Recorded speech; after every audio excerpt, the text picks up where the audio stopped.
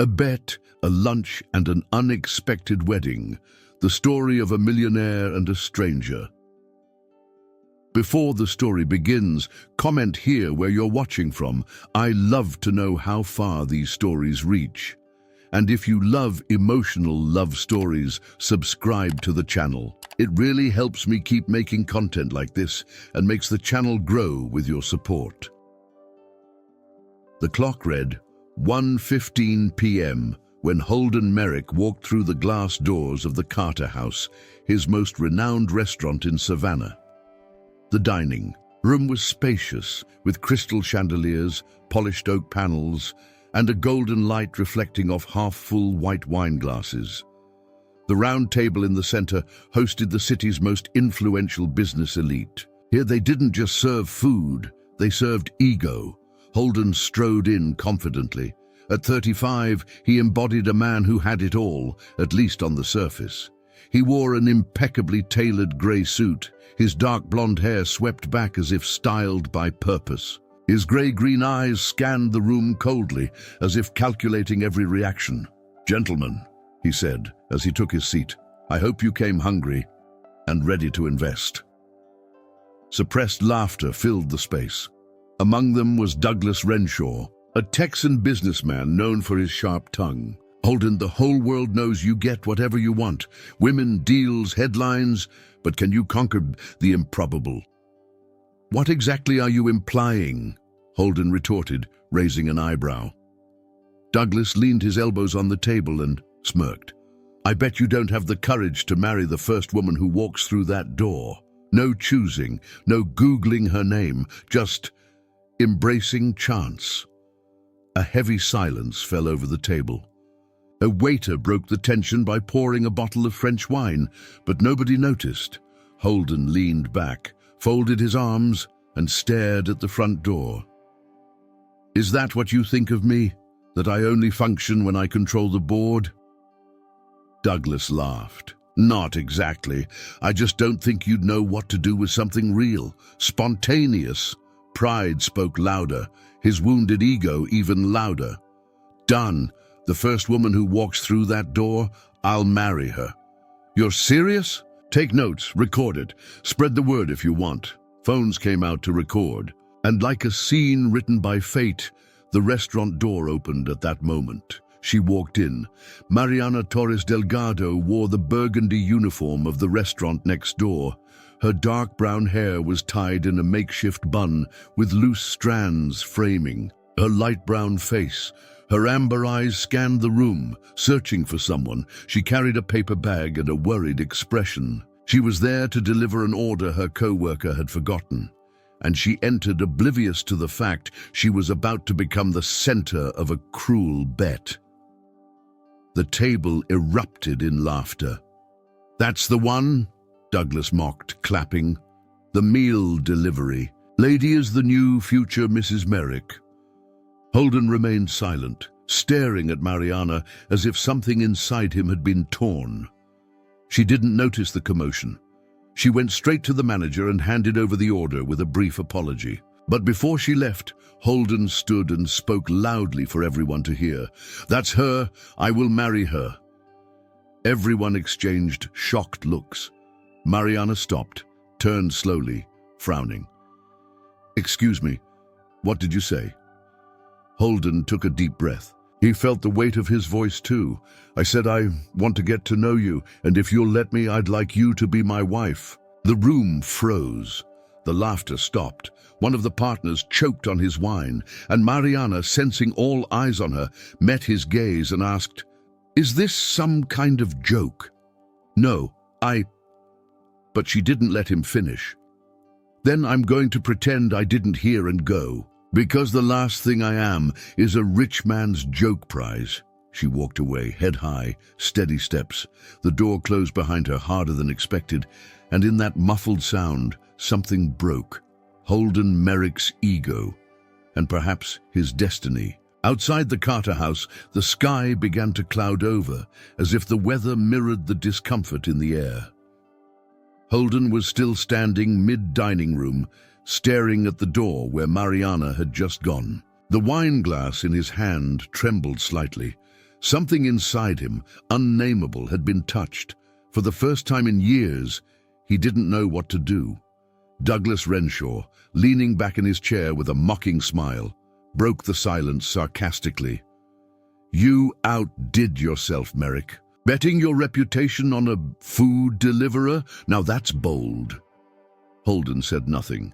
His eyes stayed locked on the empty space where Mariana had been seconds ago. The once grand room now felt suffocating. The men's laughter echoed like a cruel provocation. He slowly backed away from the table, ignoring his partner's confused stares, and exited through the restaurant side. Across the street, he saw Mariana hurrying, trying to secure her bun and clutching the empty bag to her chest. "Miss, wait!" he shouted. She spun around, eyes wide. "You again?" Her voice shook, but stayed firm. "You came to finish the joke."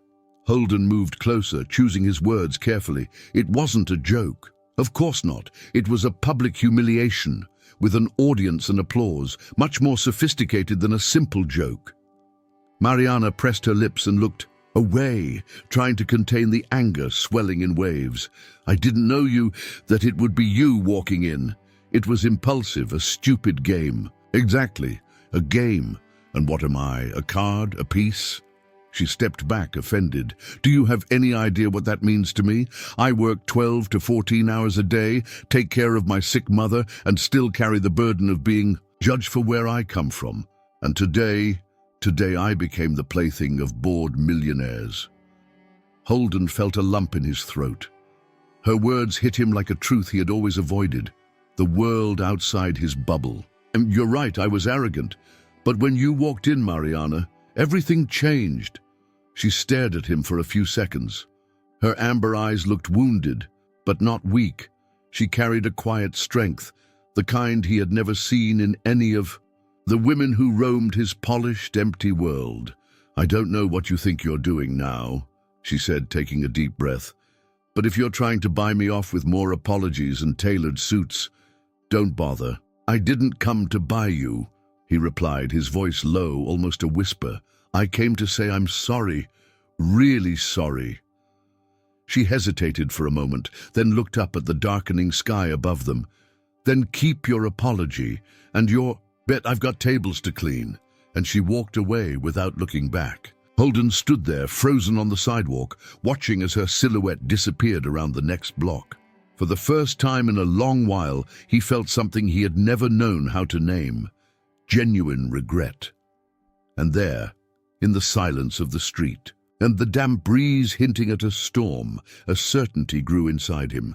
This woman was no accident, and he had just lost the most real chance of his life. But what he didn't know was that fate wasn't finished with them. The light rain that began falling that afternoon in Savannah felt like it was washing away the last bits of Holden Merrick's pride.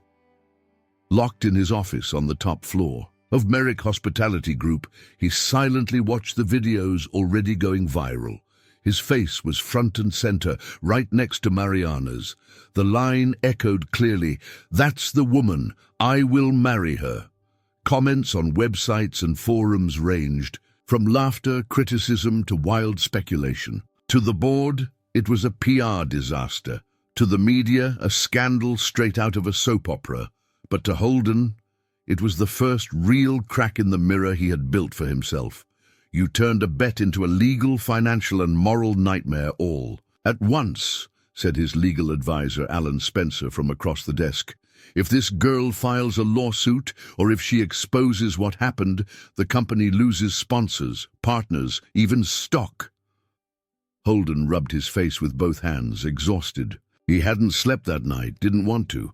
"I want to talk to her, in person." "You really think she'll want to look at your face?" Alan shot back, incredulous. "I think she deserves more than just an apology." Hours later, Mariana Torres was sitting in a modest cafe in the historic district, wearing jeans and a beige turtleneck. Her hair was down, still damp from the rain. She was flipping through a pamphlet about cancer treatment clinics.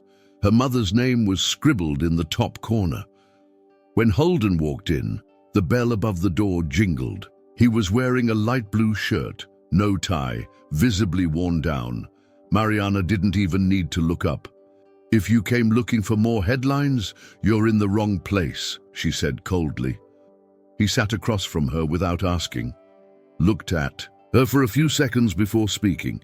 "I came to make you an offer." She folded the pamphlet and crossed her arms. Her eyes were a wall, impossible to get through. "I thought you'd used me enough already." Holden took a deep breath. "Look, the videos went viral. Investors want me to save the narrative, to turn the bet into a fairy tale romance. That would protect the company and me. Nice of you to admit this is all about you." She shot back, sharp as ever. He nodded, accepting the hit. "But it's not just about me," he said, pulling an envelope from his jacket and placing it on the table. "It's a contract, 3 months. You pretend to be in a relationship with me. Show up at events, smile on cue, pose for pictures. At the end, you get enough to cover all your mother's treatment, and more." Mariana looked at the envelope. She stayed silent. The world seemed to spin slowly around them. "You think my love for my mother is for sale?" she asked, her voice tight. "Or that my dignity comes with a 3-month price tag?" Holden met her eyes and answered without looking away. "I don't think it's for sale, but I think you deserve options, and I'm trying to make up for what I did." She took the envelope, didn't open it, just tucked it into her bag. "I accept." His eyes widened in surprise. "But not for the money," she added. "I accept because I want that elite that applauded you to feel the discomfort of a real world. I want them to look into my eyes every time they try to hide their disdain behind champagne glasses." Holden looked down, unsure of what to say. "You think you can keep up appearances for 3 months?" he murmured. "And you? Can you handle 3 months staring at someone who reminds you of how small you really were?" In the days that followed, Mariana was introduced to the media as the mysterious new girlfriend of tycoon Holden Merrick. The press went wild. Gossip sites spun theories. Magazines tracked their every move with perfectly staged photos. But behind the cameras, in the silence of the car, the hallways and backstage rooms, the air was cold.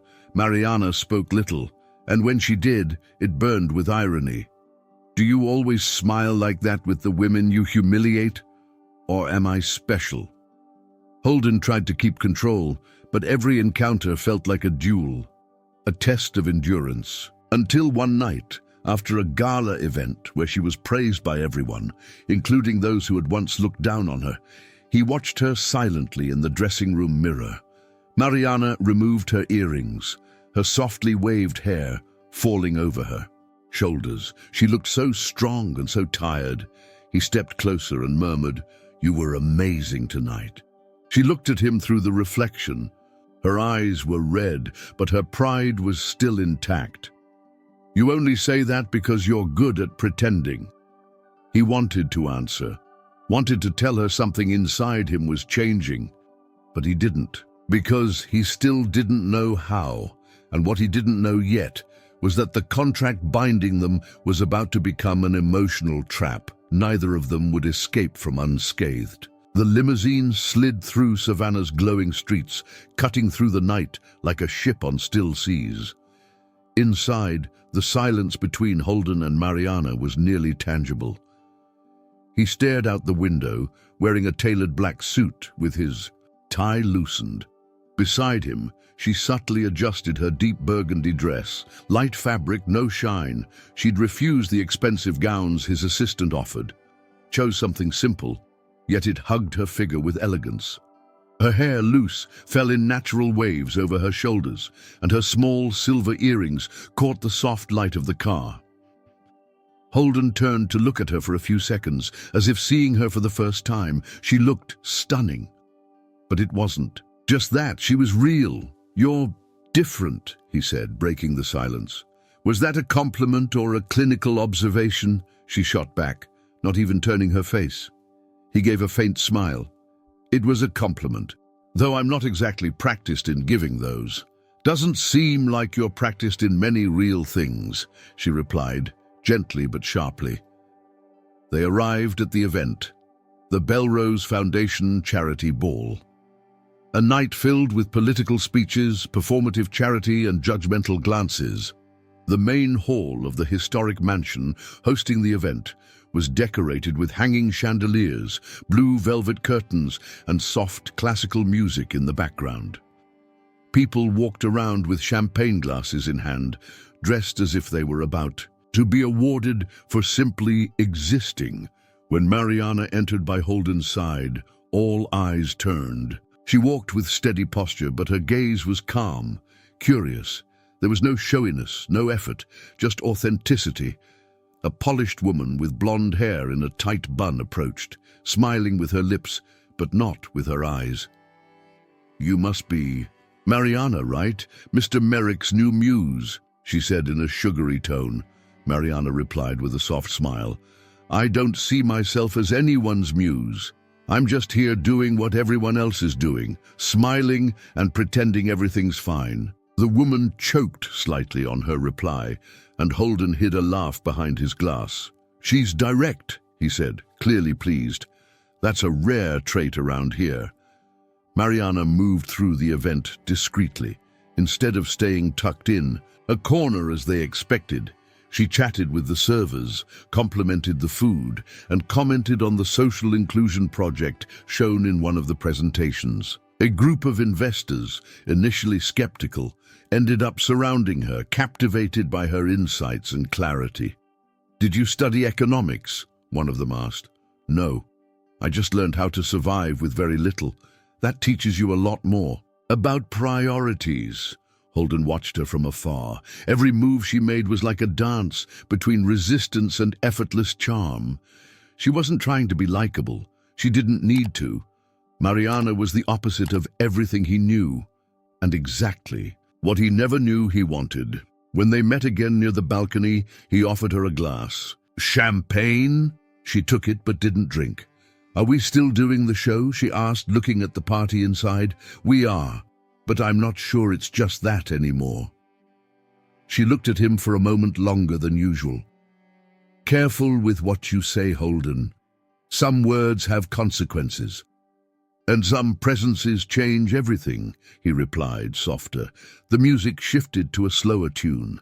Couples started moving to the dance floor.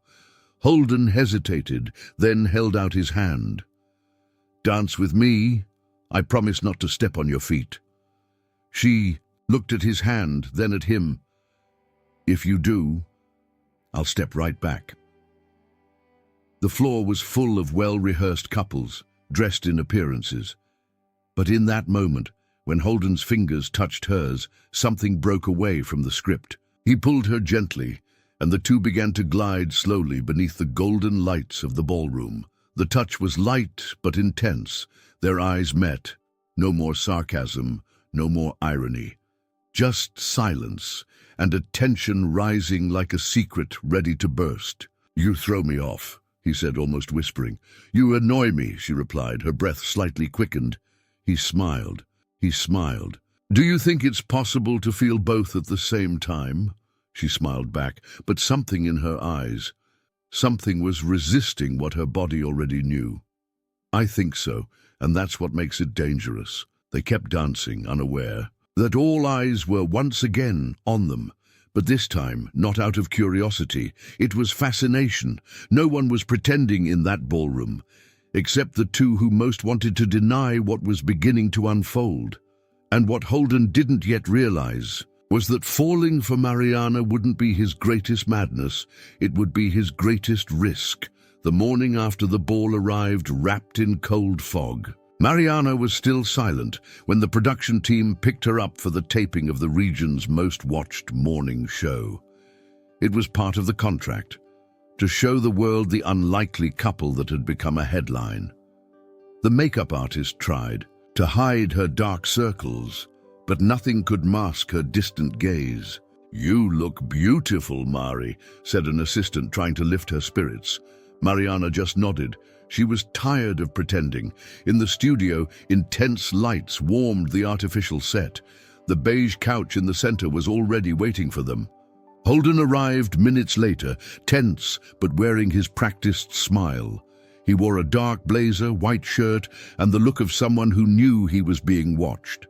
He sat next to her, keeping a respectful distance. The host, a woman with a sweet voice and charming presence, began with praise. Today, we're joined by the most talked-about couple of the moment, Mariana Torres and Holden Merrick. What a beautiful story you're living. Mariana tried to smile, but her lips barely moved. The conversation started light, with questions about how they met, their early dates, and the challenges of their social gap. Holden answered confidently, Mariana cautiously. Then the tone shifted. One of the guest journalists, known for his sharpness, flipped through some notes and threw out the question. Mariana, before meeting Mr. Merrick, you worked as a waitress.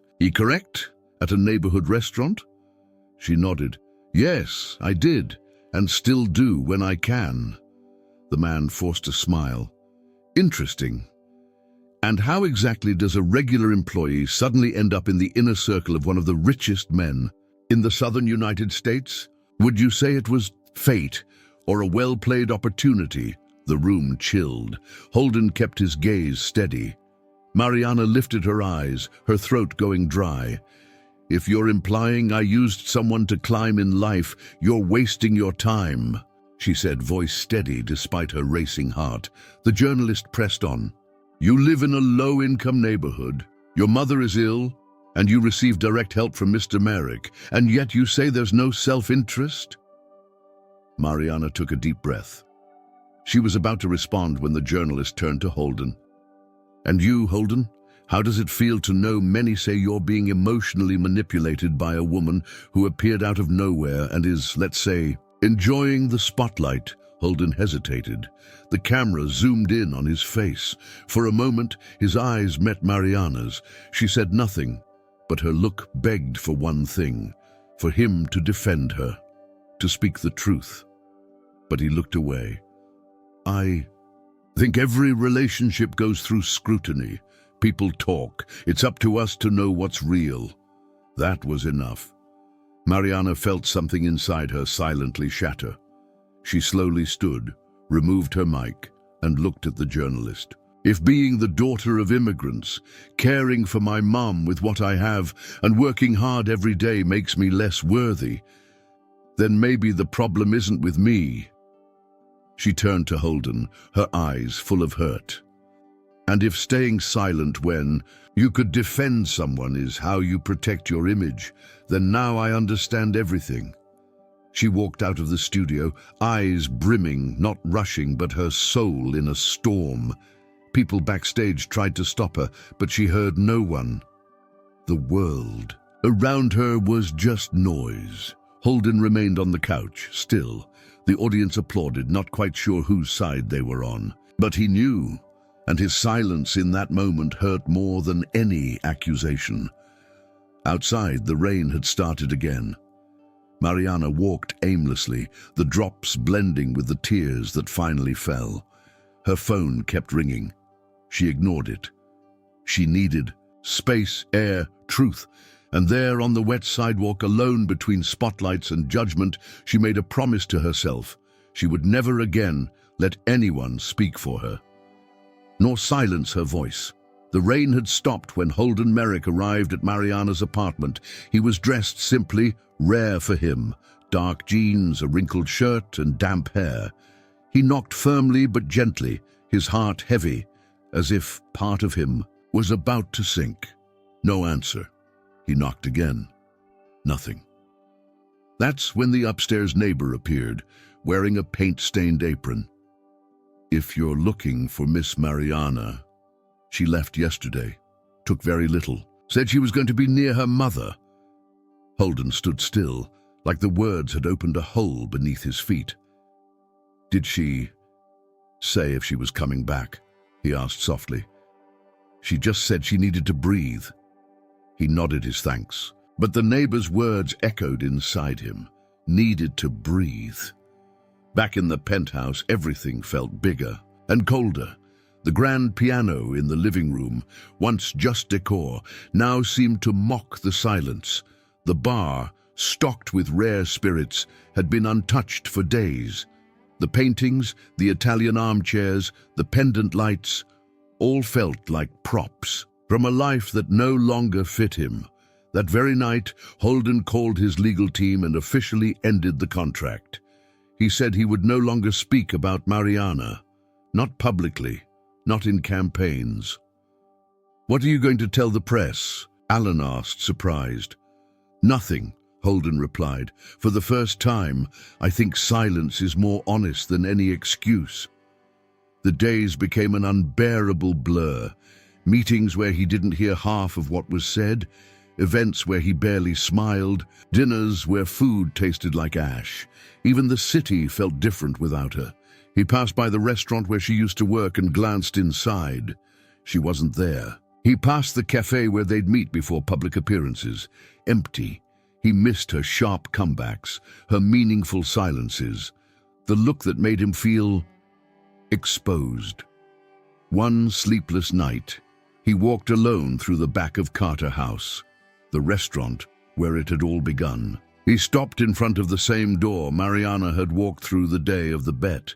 He closed his eyes, heard the laughter of his associates again, remembered the moment he pointed at her and said, "She's the one." Back then, he thought, he was in control. Now he understood. Mariana was never part of a game. She was the only real thing that had ever happened in his life. He went upstairs to the office and locked the door, removed trophies from the shelf, put away the magazines celebrating his career, and stared at the mirror behind the door. He didn't like what he saw. "You got lost in your own reflection," he murmured to himself. That's when he realized something Mariana had always tried to show him. He hadn't truly felt anything in a long time, and that absence had defined him. An absence she, even if briefly, had filled, but now only emptiness remained, and a quiet hope that maybe it wasn't too late to feel differently. The following week, Holden Merrick's routine ran on faded. Autopilot. He signed papers he didn't read, sat through meetings without hearing a word, and came home each night with the same feeling. Everything was losing its color. But on a cold Tuesday morning, something changed. Alan, his closest advisor, walked into his office with a reserved look. "I'm not sure I should be telling you this, but I thought maybe it mattered," he said, placing a printed sheet on the desk. It was a discreet report with bank data and job listings. Mariana's name appeared twice, once as a temporary worker at a downtown cafe, another as a night cleaner at an industrial laundry in the hospital district. Holden's brow furrowed, a tightness forming in his chest. He looked further down and saw the last note, Memorial Hospital of Savannah, frequent visits to the oncology ward. Patient name, Mariana Torres. Condition, critical. The world seemed to pause. He got up without a word, grabbed his car keys, dismissed the driver, and drove to the hospital with trembling hands on the wheel. His heart beat like it wanted to break free. At Memorial, the oncology ward was on the 7th floor. The hallway was narrow, white-walled, and smelled of antiseptic. Fluorescent lights cast harsh shadows. Holden approached the reception desk. "I'm looking for Mariana Torres, or her mother, Marta." The nurse eyed him with suspicion. "Room 712. But just so you know, she doesn't want to be disturbed." He nodded silently and made his way to the door. Paused, took a deep breath, knocked gently. The door opened a few seconds later. Mariana was there, hair in a messy bun, wearing a grey sweatshirt. She had deep circles under her eyes, and those same intense eyes, now red. The shock of seeing him was instant. "What are you doing here?" she asked, not fully opening the door. Holden swallowed hard. "I heard about your mother and what you're going through. I had to come." Mariana glanced over her shoulder, checking to see her mother was still asleep. "You came to see what you lost, or just to feed your guilt?" He stepped forward, but she blocked the doorway. "Mari, please, listen to me." She shook her head, tears beginning to well. "You used me, Holden, for your friends, for your image. You pretended to see me, when all you really wanted was to silence the critics. I'm not a game." I know that now," he said, voice cracking. "But you were the only person who ever truly saw me. I didn't know how to handle that, and when I had the chance to protect you, I stayed silent." She looked at him for several long seconds. Tears rolled slowly down her cheeks. "You broke me in the only place I still believed in something, in respect." Holden took a deep breath. His face no longer held pride, just pain. "I didn't come here for me. I came for you, to say, even if you never forgive me, I admire you, and I miss you every day. I just wanted you to know that." Mariana looked away, her hands trembling. "My mom is between life and death. I don't have time for broken hearts. I have to be strong, so please, go." He hesitated, then nodded. Before leaving, he looked at her once more. "If you ever need anything, I'll be here, even if it's from the outside." And he left. Behind him, the muffled sounds of machines, the faint scent of lavender, and a woman fighting not only her mother's illness, but also what she still felt. Mariana slowly closed the door. When she turned around, she sank into the chair beside her mother's bed and let the tears come at last. She didn't know if she could forgive, but now he knew how badly he had hurt her, and for now, that was what she needed. The muffled sound of the hospital lobby TV felt distant to Mariana. She was exhausted. Between double shifts at the cafe, sleepless nights at her mother's bedside, and the emotional weight of seeing Holden again, her body begged for a break. It was while waiting for more test results that she overheard a nurse whispering to another, holding a phone. "That's him, that businessman from Savannah, Holden Merrick. Did you see this?" Mariana didn't move until she heard a sentence that made her freeze. "It's in the video. He bets he'll marry the first woman who walks into the restaurant." And it was her. The world began to spin slowly. In seconds, her phone lit up with notifications, messages, calls, mentions. She opened the screen, and there it was. The video, recorded weeks earlier, showing Holden smiling among laughter and wine glasses, saying clearly, "Done. The first woman who walks through that door, I'll marry her." And then the image of her walking in, outrage spread like wildfire. Gossip sites, newspapers, influencers, everyone had something to say. She was used as a joke. How can someone do that to another human being? And he had the nerve to pretend it was love. At the headquarters of Merrick Hospitality, Holden stood in front of 3 monitors when Alan rushed in. "The video leaked, it's everywhere. The board wants you to issue a statement today." Holden said nothing. He just stared at himself in the recording. The hollow laugh, the pride stamped on his face. That version of him felt like another man, one he no longer recognized. While the world reacted, Mariana remained silent. She answered no one. She just cried beside her mother, who lay asleep between machines and fading hope. The next day, dressed in a simple sweater and no makeup, Mariana sat in front of a borrowed camera.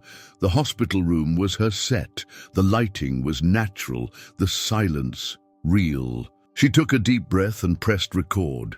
"I don't know how someone can laugh at a life they don't even know, but I do know what it feels like to be exposed, humiliated, and judged. Not for what I did, but for who I am. And yes, I was used, but I was also transformed." Her voice was steady, despite the tears that wouldn't stop. "Because even when everything around me was a lie, I was real, and no one can take that from me. The love that started as a bet taught me something no fairy tale ever could, that dignity is not negotiable." She closed her eyes, breathed, and finished with a line that came out almost as a whisper. "And if my story reaches someone who's ever felt invisible, then it was worth it." She posted the video and turned off her phone. Hours later, the video had surpassed 1 million views. Across the country, women, working-class people, single mothers, young Latinas sent messages of support. Mariana became a symbol of strength, a voice for the unheard. Meanwhile, in his luxurious penthouse, Holden watched the recording with tear-filled eyes, alone, sitting on the floor beside the cold fireplace. He picked up the phone, called Alan. "Schedule a press conference." "You're going to explain yourself?" "No, I'm going to step down." "Holden, that's going to shake the whole company. You're the name behind everything." "Exactly, maybe it's time for the name to step aside." The next morning, Holden Merrick stood before the press, looking worn down, with no makeup, no script. The flashes flickered relentlessly, but he kept his eyes fixed on the camera. "The truth is, I messed up. I used my power to toy with someone's future, someone who deserved nothing but respect. Mariana Torres is the most genuine person I've ever met, and I was small." He paused for a long moment before continuing. "As of today, I resign as CEO of Merrick Hospitality, and I will dedicate my time to making amends through silence and action for what I destroyed with hollow words." He stepped down from the podium without answering questions. As the world tried to make sense of what was happening to one of the region's most powerful men, Holden finally understood what it meant to lose something money couldn't buy.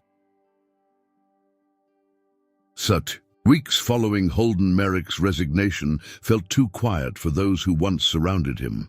The headlines, once filled with scandal and glamour, now gave way to his absence. He didn't show up at events, gave no interviews, and no longer walked the halls of Merrick Hospitality. But Mariana knew. She knew because, little by little, small things began to appear. At the hospital where her mother remained, a new wing had opened, a quiet library with cozy chairs and walls painted with murals by children from the community. Above the door, a bronze plaque read, "Mariana Torres Room, for those who read with their hearts." She stopped in front of the plaque, frozen, asked the nurse who had donated it. The reply came without ceremony. It was Holden Merrick himself. He didn't want it publicized, said he wanted it to be real. The following week, Mariana was asked to cover a shift at the reopening of the community center in the neighborhood where she grew up. When she arrived, she saw the fresh-painted facade in vibrant colors. In the central courtyard, a sign announced the creation of the Marta Foundation, a program supporting immigrant women with everything from job training to free legal aid. She said nothing, but her heart tightened. As the days passed, Holden appeared, subtly, never getting too close, never intruding. He helped serve food in the hospital's children's wing. He showed up among volunteers at the neighborhood health fairs. Once Mariana saw him crouched in the community center's storage room, cleaning donation boxes with old gloves and a stained t-shirt. She said nothing, just watched from a distance. But what truly disarmed her was finding, in the hospital break room drawer, a book she had once mentioned in passing, 100 Years of Solitude by Gabriel Garcia Marquez. Inside the cover, a short, direct note. "I know you've read this, but maybe now you'll read it differently." She held the note for long minutes. She didn't cry, but she stood still, eyes locked on the simple words, heart beating, as if something deep inside was being stitched back together. One gray afternoon, during a workshop for newly arrived women in the city, Mariana was organizing materials when she heard footsteps behind her. It was Holden. No blazer, no rush. He carried boxes with notebooks and school supplies. "Need help with these?" he asked, not waiting for an answer. She looked at him, serious. His eyes held no arrogance, only remorse and patience. "You've been doing a lot," she said, taking one of the boxes. Not even half of what I should. Why? He took a deep breath. Because I've learned that saying sorry isn't always about words. Sometimes it's about staying, even when you're not welcome. She stayed silent, watching as he handed the notebooks to a young mother who smiled gratefully. Then he helped set up a table and sat with the children, teaching them how to draw a map of the neighborhood. That night, Mariana walked to the hospital and sat beside her sleeping mother. "He's not the same anymore," she whispered, looking down at her hands. "And I don't even know what I feel anymore. For the first time, she didn't feel anger, just a quiet doubt. And outside that window, Holden didn't know it, but a new chapter was being written. This time, not by contracts, but by choices. The sun was slowly setting over the red brick rooftops of the old Savannah neighborhood, painting the sky in hues of orange and gold. The community square in the neighborhood where Mariana had grown up was full. Children ran between booths, mothers sat on plastic chairs chatting in Spanish, and elders watched it all with eyes that had seen the world change in quiet ways. It was the reopening of the local cultural center, now restored through donations from the Marta Foundation. A heartfelt, simple celebration, filled with the smell of home-cooked food, the sound of sincere laughter, and hope in the air. Mariana was helping organize the stage, distracted, when she noticed a murmur rising around her. People were looking toward the center of the square. When she lifted her eyes, there he was. Holden Merrick was walking up the wooden stage steps, wearing dark jeans, a light blue shirt with the sleeves rolled up, and eyes filled with something he never showed in public. Vulnerability. The microphone gave a slight squeak as he picked it up. Mariana felt her chest tighten. "Good evening," he began, voice low but steady. "I know I'm not exactly who you expected to speak here tonight, and maybe I don't deserve this space. But I'm asking for a few minutes." The square went quiet. Even the wind seemed to pause. "Some of you know me as who I used to be, a man who turned everything into business, who used control as a shield and silence as an escape. But today, I just want to be one of you. And, if you'll allow me, a man willing to fix what he broke." Mariana didn't blink. She stood still at the side of the stage, eyes locked on him. "Months ago, I made a stupid bet, and because of it, I met the most genuine woman I've ever known. I hurt her, I failed, and no amount of foundations or donations will erase that. But even so, I'm here." He paused, took a deep breath, and looked straight at Mariana. "Mariana, you taught me love isn't about control. It's about presence, about courage, and about truth." He stepped forward twice and knelt before everyone, the setting sun casting a soft glow across his face. "This time it's not a bet, it's love. I lost everything that didn't matter so I could find what truly does. And what matters is you." Mariana felt her body tremble. She saw in his eyes there was no performance, no hidden cameras, no contract, just him and her. For a moment, everything went silent. She hesitated. She remembered the pain, the humiliation, the tears in the hospital, the sleepless nights caring for her mother. But she also remembered the books left with care, the smiling children at the cultural center, and the man who existed after the fall. She took a step forward, then another. She stood before him. "You took too long," she said, voice shaking. He lowered his eyes in respect, but when he looked up again, he saw her smile. A shy smile full of hurt and hope.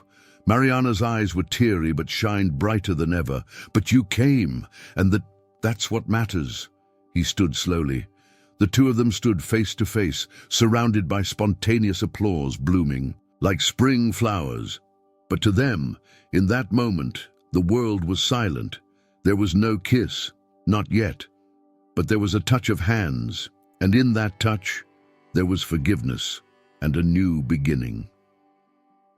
The sky over Savannah was clear that late spring afternoon.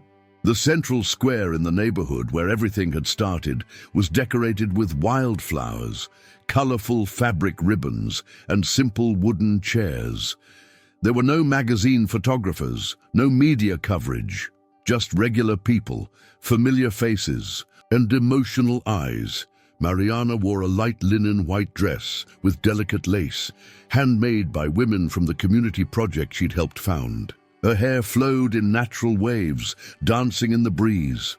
Her eyes carried peace, not because she'd forgotten everything, but because she'd chosen to remember with gratitude. Holden stood beside the priest, wearing a light shirt and linen pants, sleeves rolled up, heart on his sleeve. His eyes stayed fixed on her, and even when she stumbled slightly on the grass during her walk to him, he couldn't hold back his smile. "Even at the altar, you can't keep your balance," he whispered. "And you still throw me off balance," she replied, her eyes sparkling playfully. The ceremony was short, sincere, and informal.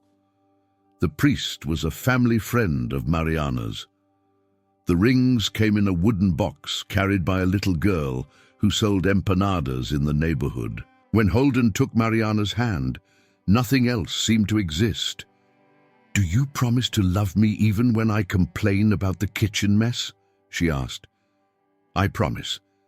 And I promise to learn how to wash the dishes with dignity." He smiled, discreet tears pooling in his eyes. "Do you promise to remind me who I am when I forget?" she whispered, her voice cracking. "I promise, because you're the one who taught me to remember who I am." Their "I do" was said with the strength of those who never expected perfection, just truth. After the wedding, they walked hand in hand to the neighborhood's main street, where a new sign shone under the blue sky. El Alma, where truth feeds.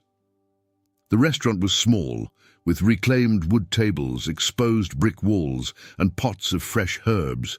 Mariana ran the kitchen, mixing her mother's recipes with modern, healthy touches: baked empanadas, coconut rice, with vegetables, soups that warmed the soul, everything served in generous portions at fair prices.